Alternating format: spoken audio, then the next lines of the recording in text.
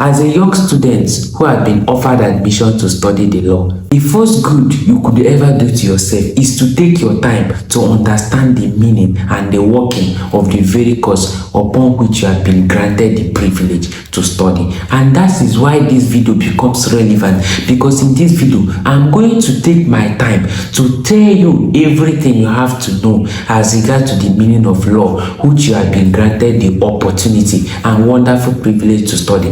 And believe me, at the end of this video, you are not going to regret why you spent your time watching this video, because everything you are going to learn in this video will make you stay up above any of your classmates in terms of understanding what law is all about. I encourage you, don't go anywhere, because you are in the right place. King's Advocate Network, where we break down the law to your understanding.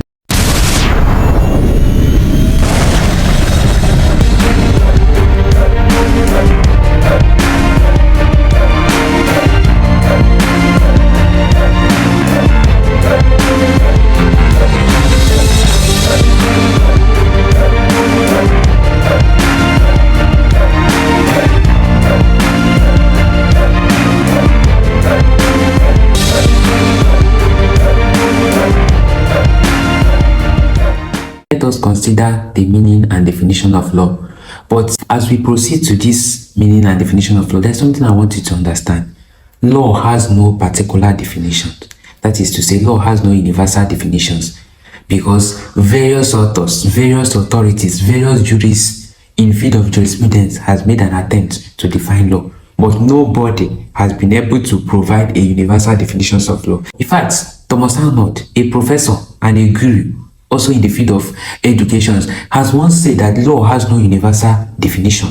So, having told you that law has no universal definition, I'm going to give you at least 5 major definitions that you have to have in your mind always as a law student. You have to have it in your mind ready always as law student. Though no lecturer is basically going to tell you define law for me. Is that would be a cheap question for you in your journey. So they will put it in such a way that while reading that question, you will definitely know that you cannot answer this question or do justice to this question without defining law. For instance, I could remember during my own time how my lecturer approached us in our year 1 with these very questions as pertain to legal method and definitions of law. He said, law has evolved over the years, and law lacks precise universal definitions. However, the purpose of law in the society is enormous. As a law student, do you agree to this? Hope you get that question. This was his exact question. That law has evolved over the years and definitions of law has remained impossible to achieve. As a law student, do you agree to this? Obviously, now you see the question, you see how the question was posed to me as back then as a year 1 student. So the question now, if you analyze that question, you see that he has not only asked me to define law, he even asked me to delve into the historical aspect of law. Not only that I should advise, but the purpose of law is enormous, meaning that I should also go to itemize the various purposes of the law or functions of law in the society. This is just the cheapest part of question you could even see. And I could remember that time I didn't even have the opportunity to see past question, because not only that I resumed late, I could remember my phone developed faults that I could not even follow with my class group. So I was even losing a lot that I could not even follow up. I couldn't follow up only for me to witness this question. But thank God that I had the privilege to already listen to a YouTube video like this where I followed it, and I have been learning that there is no way lecturer is going to ask me define law. But this very lecturer didn't tell us this very thing. So that's why it's very important for you to listen, to go and increase your knowledge. Don't wait on your lecture, because basically lecturers, they don't really care. All they care is to do their formality and get their monthly pay allowance and go. They don't bother about your own welfare.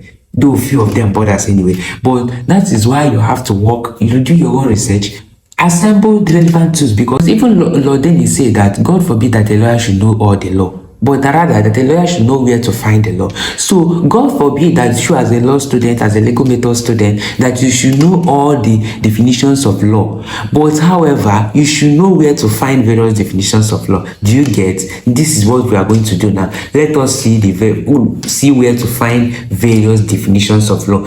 And again, remember, my advice for you is still part of this lecture, because I told you I'm going to tell you how to make your A. We are still in line with that promise. I'm still in line with that promise, and I hope we are taking notes here. I encourage you to do so. In law, there is difference between university system of education and high college system or secondary school system of education. So basically now, if a lecturer, if you are told to define, for instance, let me just use this very question our lecturer asked us, where he said that law has evolved over the years and clearly lack a precise definition. And the purpose of law is enormous. How we are going to approach this question now is that you will not just start by saying law can be defined as a body of rules and regulation. Law can be defined as rules which govern human conduct. This, you don't, in law, you don't assert your own opinion. You are nobody in law. You state according to authority. You can say law can be defined according to, law can be defined in line with, according to this person, in line with this thing, in a particular statute. These are the way you can start your question as a law student. You can't assert your own opinion. The only time you can assert your own opinion is after you have embellished your work with relevant authorities. After you have embellished your work, after you have robustly explain everything you know about authorities that define law. That is the only time you can say, in my own view, law can be defined as this and that. You don't start with your own perspective because you are still yet not an authority until when you are known as Professor Kingsley, or until when you are known as Professor Stanley, until when you are known as Justice Stanley. This is where you will be. You understand? This is where you'll be asserting your own opinion. I will be stating it and other people will be learning from you. You understand? That time you are an authority, but for now, you are not yet authority. So you have to use authorities. Now let us face the definitions of law according to authorities. Now, first definition I want us to consider in this journey is the one given by Thomas Aquinas. Of course, I believe you have heard of Thomas Aquinas. In religious perspective, he's training there. Also in law, Thomas Aquinas contributed to the theories of natural law.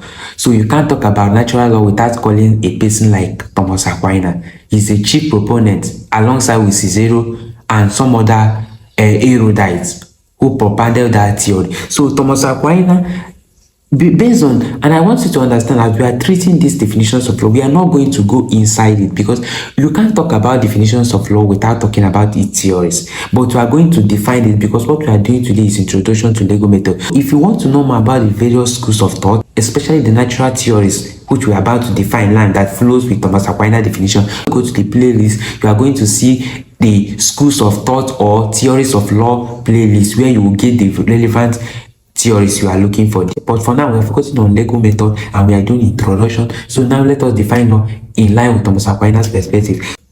Thomas Aquinas defined law as an ordinance of reason for the common good, made by one who has the care of the community and promulgated. Let us define it again. Thomas Aquinas defined law as an ordinance of reason for the common good, made by him who has the care of the community and promulgated. Do we get these definitions? Let us just analyze these definitions. You can say Thomas Aquinas defined law as an ordinance of reason for the common good, made by one who has care of the community and promulgated. There are some certain elements in these definitions. Because for we to understand this definition, we have to analyze this element. That's where I talked about earlier about cramming.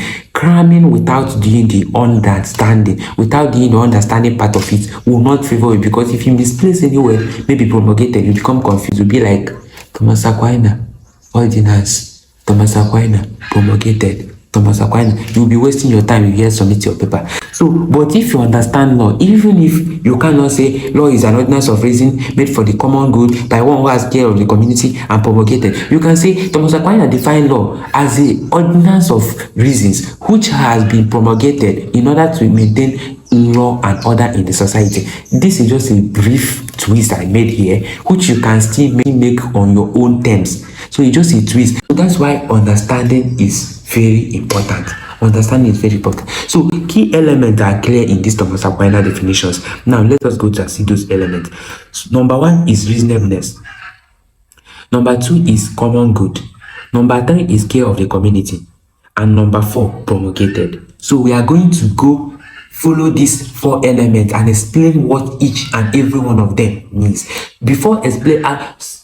After explaining this, you will be able to appreciate Thomas Aquinas' definition and you'll be able to understand why we see Thomas Aquinas as a naturalist, because this definition is going to explain everything. Just sit back, take your time and make sure you are taking down notes, because this will help you to combine it with that of your lecturer's note and some other way you may be reading it to be helpful to you. Remember, our goal here is to make A. Anybody here must make A. That is our goal here. Now, let us consider the first elements in Thomas Aquinas' definitions of law.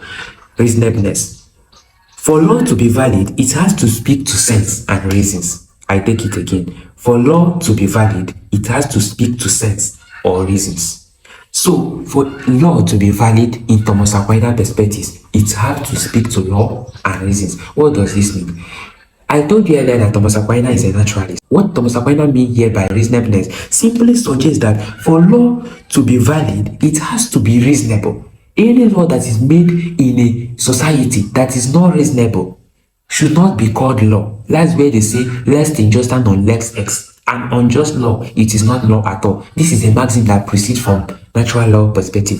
So if any law is not reasonable, for instance, you can see how what is going on worldwide in almost all the governments of the world. The world powers and their leaders, politicians, they enact law that basically favors them.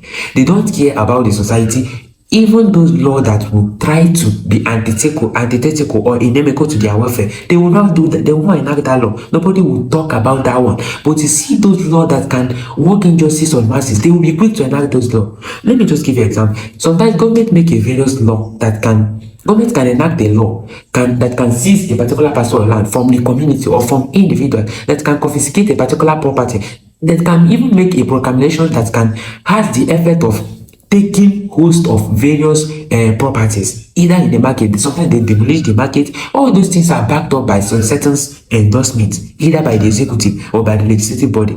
But what Thomas Aquinas is saying that any endorsement of such nature that is not reasonable, for instance, there are some certain harsh economy the society will be passing through a lot, and a lot also will be passing through them, and you even be making harsh law that be working injustice on these masses. For Thomas Aquinas, any kind of enactment that is working injustice, that is not reasonable in an average man perspective, that should not be regarded as law. Of course, remember, reasonableness here is a subjective factor, because it's not what is reasonable to you is reasonable to me. It's not what is reasonable to King's advocates is reasonable to you. So what is reasonable to you might be different, might be unreasonable to me, or what is reasonable to me might be unreasonable in your own perspective. But at least in everything there is an average. What we are using here is an average man perspective, in a reasonable man understanding. You understand? So what we are saying now is that any law that is not average in reasonableness should not be called law. Lex injusta non lex est. An unjust law is not law at all. And for the naturalist, any law that doesn't speak to reason should be disobeyed. That is what the naturalist stands for. That is what they stand for. That is what they are rooting for. And that is what we are trying to explain everything Thomas Aquinas defined here. That is what we are trying to do. Now, let us go to the second element we identify in that Thomas Aquinas definition. The second element is what? Common good. Common good. For Aquinas, not only that law must be reasonable and justifiable, it has to be for the good of all in the society. This means that as far as any rule is not good for the society, it shouldn't be regarded as law. I hope you are getting the logic. So Thomas Aquinas is of the view that any law that is not for the common good, any law that is not for the masses' welfare, should not be regarded as law for Christ's sake. You cannot call any law that is antithetical or inimical to the societal good as law. There are various laws in our society across the world that doesn't serve the interests of masses. They are enormous. They cannot be mentioned. But natural law are saying that if that law is not for the common good, it is not law. It is null and void. But mind you, what we are saying here is naturalist perspective. Thomas Aquinas definition, who is the leading naturalist. So when you see the theory of law video, you are going to see other authors that counter this argument. So I encourage you to watch that video because it is necessary for you to understand definitions of law properly. Probably after this video, go and check it out. You are going to benefit a lot. And in fact, you cannot write definitions of law without writing it in a theoretical sense that is approaching it by various schools of thought, legal positivism, naturalists, and what have you. So now we proceed for the third element in identifiable in Thomas Aquinas definition, which is care of the community. This element in Thomas Aquinas definition suggests that law has to precede or emanate from someone with an authority.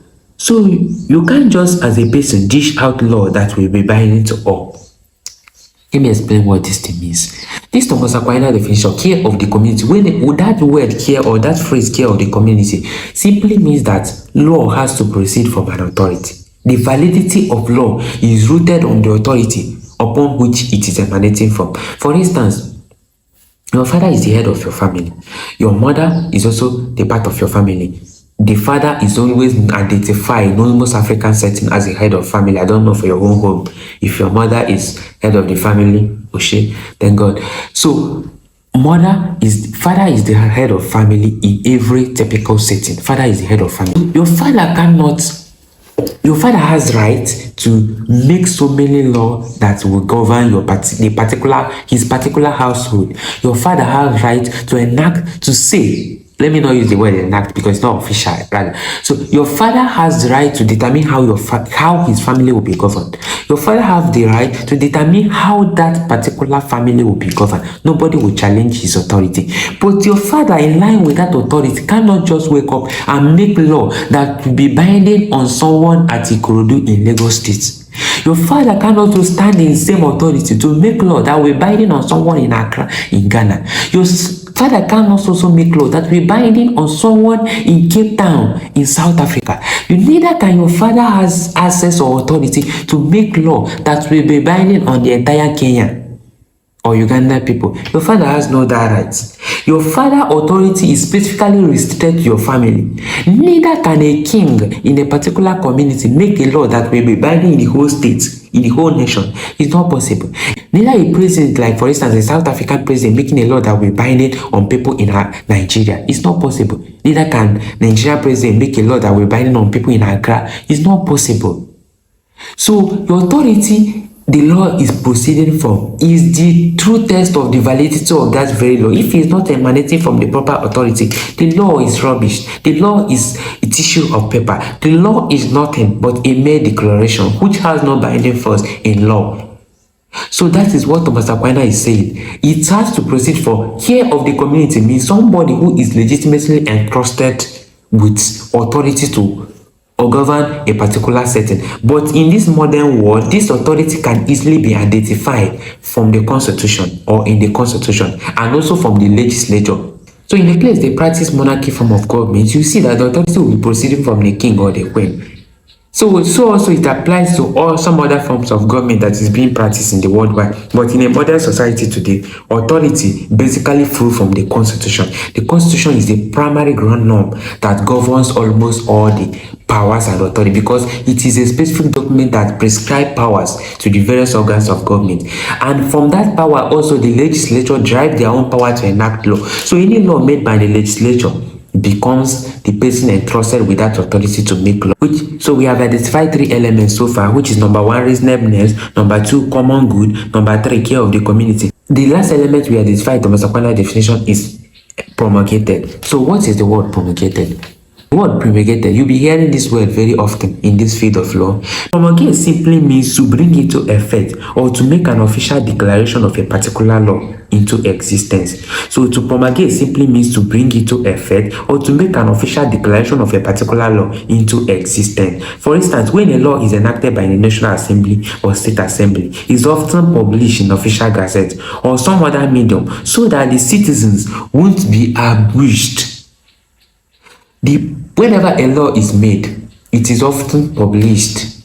It is even often put in national televisions, sometimes in newspaper, in various mediums, so that the citizens will be well informed that this law has been declared into existence. The legislature cannot enact law and just keep the document secret. It is antithetical to the characteristics of law. Because in common law, there is a principle that says that ignorance of the law is not an excuse. Ignorantia juris non excusat. That is Latin Latin for it. And also in section 22 of criminal code, which applies in Nigeria, basically in southern part of Nigeria, it says that ignorance of the law affords no excuse. So this means that for the fact that you are not aware of very law doesn't mean that it will afford you excuse or it will become a defense for you that you are not aware. So because of this very reason, Thomas Aquinas deems it necessary to consider it as an element in his definition that it has to be promulgated, it has to be endorsed. It has to be signed. It has to proceed from the authority and then officially declared that this is law. So you can't, Mr. President cannot just wake up one morning and say that I deem this necessary. It becomes law without due process. In this modern system of government today, for every law to be valid, it has to follow different process. So there is no longer arbitrary imposition of law in any democratic society. obtainable in this 21st century. So that is what Thomas Aquinas is saying far back as early centuries, that it has to be promulgated. That law has to be promulgated for it to be valid. Hope you are getting this lecture, and please don't forget, at this point I wish to tell you that if you have not subscribed to this channel, just tell me what I should call you. If you are gaining value for this, subscribe. The essence of subscribing is that whenever a video is posted in this channel, you will see it as a notification, so that you'll be able to benefit from it. The YouTube will inform you that a video has been posted. So I encourage you to subscribe, and also tell me your own opinion. I've been saying the only way I can hear from you is the comment section, and also like this video so that this video will reach other people as well. You can share it to your friends so that they will learn from you. You form a growth group. But let's just go back to our main business. I believe you have done that. Thank you. Now, let us consider John Austin's perspective on theory of law. John Austin's definitions of theory of law is also very important because he is a leading positivist. Do you understand? Just like we have Thomas Aquinas amongst others in natural law, Thomas Aquinas is also a leading positivist. If you want to see the video on positive school of law, positive theory of law, you can click the link above after watching this video, or go to the description section. You are going to see that very video to watch. John Austin's definitions of law is also in line with that positive perspective of law. So let us see what he said that law. So John Austin defined law that John Austin said, now law is the command of the sovereign backed up by sanction. Law is the command of the sovereign, backed up by sanction. This might appear simple, right? But in these definitions, this definition has given a lot of jurisprudential questions, which, if fully analyzed, you will be like, is he just within these few sentences? John Austin's perspective of law has raised a lot of issues in jurisprudence. Jurisprudence just means theories of law, study of law, like the meaning and the everything, essentialities of the law and purposes of law. That is when you talk about jurisprudence, that is why it's just an advanced method of legal system and legal method. It just to delve into the philosophical foundations of law and the sociological theory, everything that has to do with the origin, meaning, and purpose of the law in society. That's what jurisprudence means. So now, let us consider elements briefly, because we are not in jurisprudence. We are going to consider briefly of what the elements, so that you'll be able to understand, so that when you are start that law is a command of the sovereign backed by sanction, you will truly know what this word means, word by word. Now, there are a few elements that are identifiable in this definition. Number one is that law is a command. Number two is sovereign. Number three is that it is backed up by sanction. Law is backed up by sanction. So number one is that law is command. Law is a command. Law is proceeding from the sovereign. And also, thirdly, law is backed up by sanction. We are going to follow this definition just like we did in Thomas Aquinas definition. We'll start with the first one, which is that law is a command. So in Austin's view, a command is an expression of a desire or a wish from a superior, the sovereign, to a subordinate, the subject, which the subordinate is obligated to follow. A command implies an authoritative directive that is meant to be obeyed. John Austin's perspective is that law is a command. Not only that it is a command, it is just a mere desire of the sovereign. Do you see how positive law is antithetical or opposes each other? How positive law and natural law oppose each other? They are like this. They oppose each other. They pierce each other. Law theory is of the view that law is anything that is for the good of the society. But John Austin said no. Law is just a desire, a command that is authoritative. Once a command is proceeding from the sovereign and is authoritative, it's just typically a law. So basically, the concept of command emphasizes the authoritative nature of law. Law is not a suggestion or a recommendation, but order that must be followed. The idea here is that law is binding because it is issued by the recognized authority with the power to enforce compliance. That is to say, law is not a command. Law is not a recommendation. Neither law is suggestion. It is a command that must be obeyed, whether you like it or not.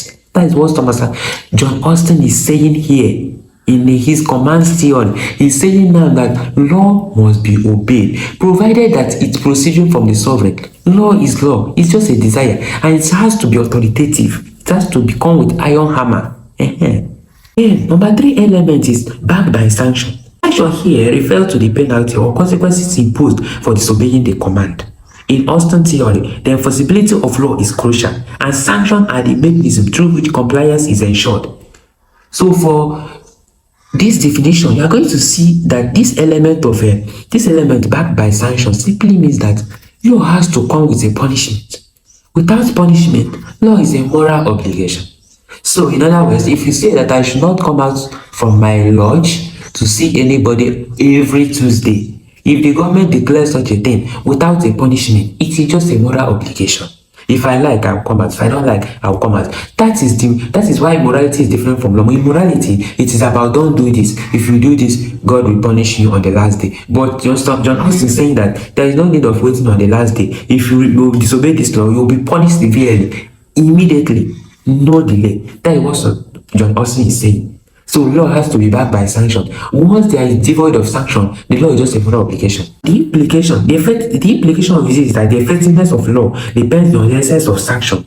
Without possibility of punishment or negative consequences, commands will lack the necessary force to compel obedience. The aspect of this definition highlight that law is not just a set of rules, but as a set of enforceable rules with real consequence for non-compliance. The whole English here is that without punishment, without penalty attached to law lacks the requisite elements to be called law, because law has to come with sanction. That is John Austin perspective, nothing more but positive law perspective. Now, I promise you that I'm going to give you 5 definitions, right? We are just getting that. The next one we are going to consider now is the one defined by the American jurist par excellence, the greatest of all time, Oliver Wendell Holmes. Oliver Wendell Holmes Jr., may God bless his soul, an American Chief Justice from the era of 1899 to 1902. In his own view, stated that the law is not just a set of moral or abstract principles, but a practical tool that reflects how judges decide cases. That famously stated that the life of the law has not been logic, but that of an experience. So it was he's of the view, and that's why I told you that all this definition comes from various theories of law. But because we are not doing theories of law, we are just doing an overview of definitions of law. We are just not following it into all the theory. So this one, can you tell me where this theory is proceeding from? If you do read your book, or if you have get used to some of these things, can you tell me now where this particular theory is proceeding from? This thing we just say, Oliver Wendell Holmes defining law in a practical aspect, saying that law is basically what the judge decide. Can you tell me? Just put it in the comment section, and I want to see your perspective. Where is it coming from? So this thing is just simply coming from that view of realism theory. The realists, they believe that law is nothing but what the judge said that it is. That's what they believe. They don't care whatever you are saying, whatever that is put in a paper, whatever that is put in a document like this, whatever you are seeing like this thing for them is not the law.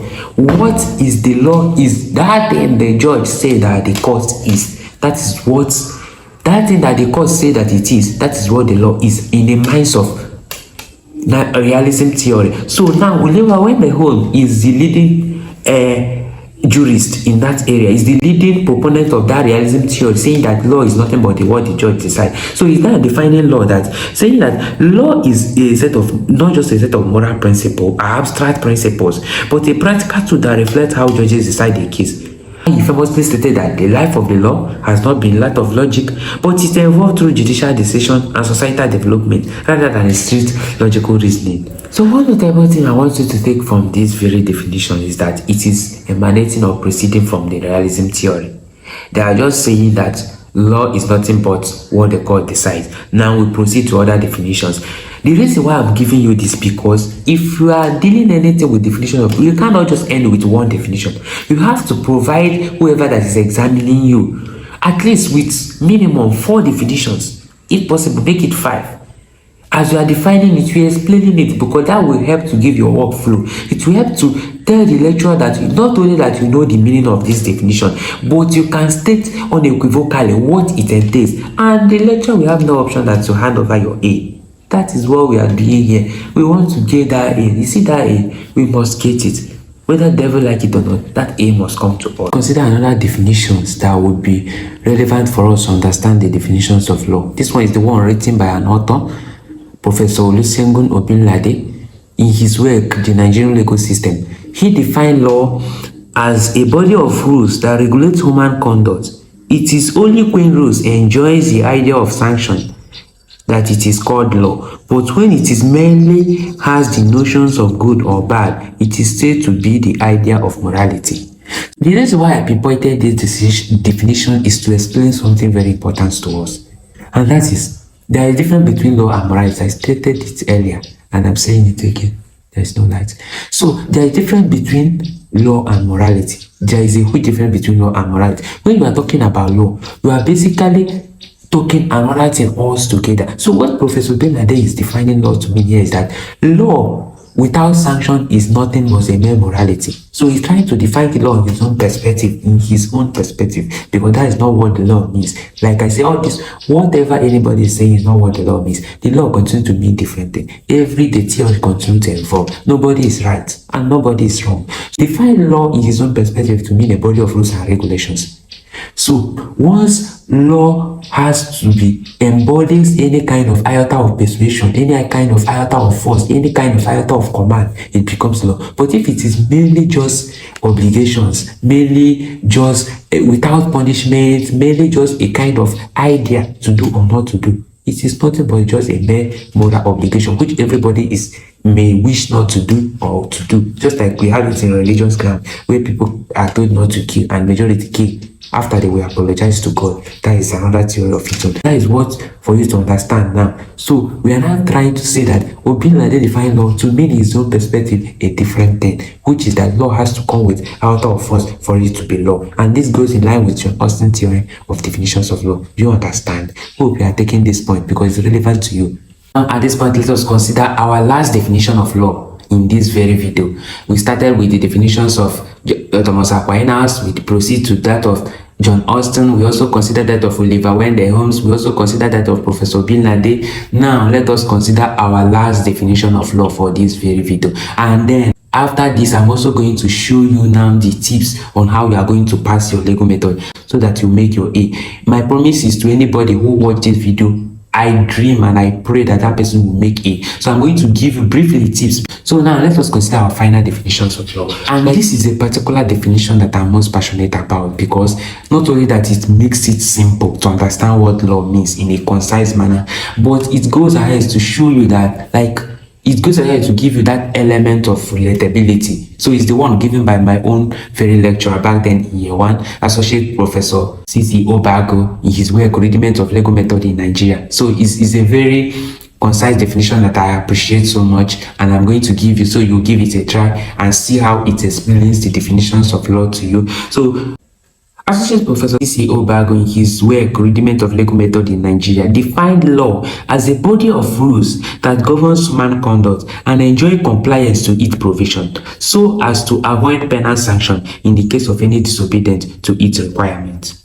So, key element in this very definition is that law is a body of rules that enjoy compliance, because failure to comply, failure to obey the law will necessitate or will come with sanction. You see, one thing about all the contemporary writers on definitions of law is that law has to go with sanction. They seem to align with the positive law. You know, positive law says that law is nothing but that which has been written. Law is nothing but that which has been stipulated in a particular document, and it emanates from the sovereign authority. So all these contemporary writers seem to align with them. Basically, most of the contemporary writers, most of the immediate writers, all of them seems to align with positive theory school of thought, which says that law has to become with sanction. This definition is clear and concise. So there you have it on the definition of law. But what about the tips I promised that I'm going to give you at the end of this video?